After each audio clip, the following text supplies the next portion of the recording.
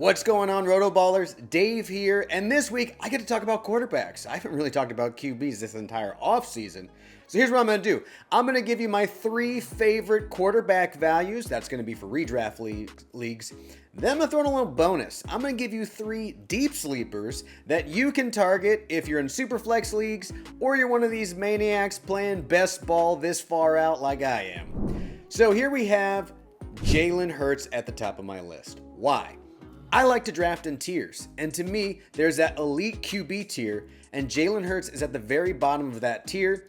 I want to be the first guy drafting out of a tier. I want to be the last guy drafting out of that tier. So Jaylen Herz is that name this year, and give me all the Jaylen Herz, especially at the top of the 5th round, which he fell to me the other day. This is simple. We look at the ceiling outcome, right? The Eagles, one of these years, are going to start trailing in games. If that happens, Jaylen Herz has all the tools to continue to hit that ceiling. A couple more tush pushes, maybe a little less Saquon Barkley, maybe a little TD regression on the Barkley side, a little positive regression on the Jaylen Herz tush push side, and boom, you have the overall QB1 on your team. Then you look at his floor, it might be one of the highest of any QBs in this tier. I mean, Jaylen Herz has shown us every single year double-digit rushing touchdowns. The Eagles are a very good team with a very good defense. His floor is high, his ceiling's high. Draft Jaylen Herz, it's not that hard. Now, as the 9th quarterback off the boards, I find myself with a lot of Kyler Murray. Now, he's burned all of us many times, but you look at the stats, 4th among quarterbacks in rush yards, 7th among quarterbacks in rushing tutties. That gives you a pretty nice floor. And then you look at the ceiling outcomes, right? I mean, 13 games indoors, you gotta like that, especially for Kyler Murray, who plays very well indoors. And then his weapons, right?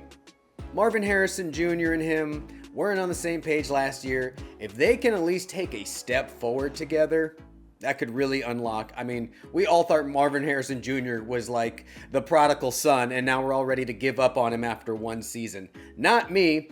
And then there's no way Trey McBride ends a season with 0 tutties. Well, who else is going to benefit from that? The guy throwing him the ball. Round 10, I can't stop drafting Justin Herbert. Now, I know some of my RotoBaller colleagues disagree with me. I just saw an article come out saying, do not draft Justin Herbert. Well, I'm not listening. And I'll tell you why, okay? Everyone's knock on the Chargers was they're not going to pass enough. Well, how about this? In the final 5 games, averaging 33.5 pass attempts, that'll do. Threw multiple tutties in 4 out of those 5 last games, and I liked what I saw out of him on the rushing side. Let's not forget, Justin Herbert has not been healthy in a while. He started last year with like 2 broken ankles, and then he hurt his ribs. If Herbert's healthy, Greg Roman is going to design some runs for the dude, and that's going to be great for fantasy. Now let's dig deep, a little deeper for best ball league, super flex, or, you know, if maybe you're that last person to draft a quarterback in your home league. If that's the case, I'd take a look at Trevor Lawrence.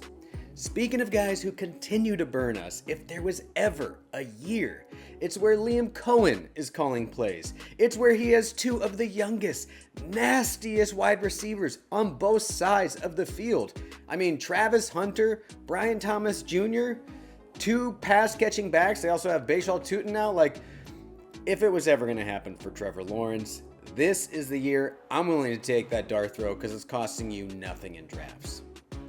And then I have 2 number 1 overall picks who I feel like are getting disrespected. First, let's talk about Bryce Young, right?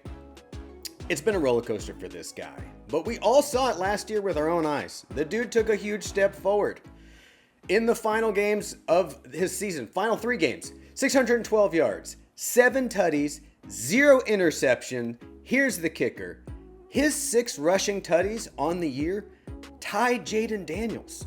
No one's talking about what Bryce Young was doing with his legs last season. Then they add a true number 1, a true X receiver in Tet McMillan, who we all love in fantasy. Well, who's going to benefit from that? Bryce Young. Old man Adam Thielen continues to find the fountain of youth. And I don't know, Xavier Legette, I feel like he's kind of got that dog in him. So I kind of like Bryce Young, especially at a QB 24 price tag. If he takes another leap this year, that price tag is going to seem foolish.